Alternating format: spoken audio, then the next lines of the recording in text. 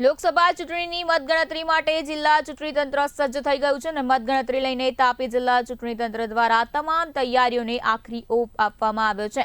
લોકસભા સામાન્ય ચૂંટણી 2024માં 23 બારડોલી બેઠકની મતગણતરી arts and commerce college Songadh ખાતે હાથ ધરવામાં આવશે।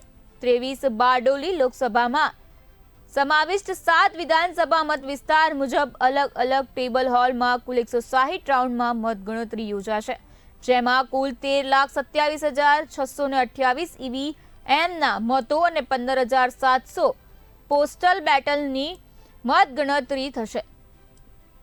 ત્યારે જિલ્લા ચૂંટણી અધિકારી અને કલેક્ટર ડોક્ટર વિપિન ગર્ગ સહિત ઉચ્ચ અધિકારીઓએ મતગણતરી મથકનું જાત નિરીક્ષણ કર્યું। સુરક્ષા વ્યવસ્થા, મીડિયા સેન્ટર સહિતની વિવિધ સ્થળોએ ઊભી કરવામાં આવેલી તમામ વ્યવસ્થાઓ અંગે વિગતવાર માહિતી મેળવી જરૂરી માર્ગદર્શન પૂરું પાડ્યું।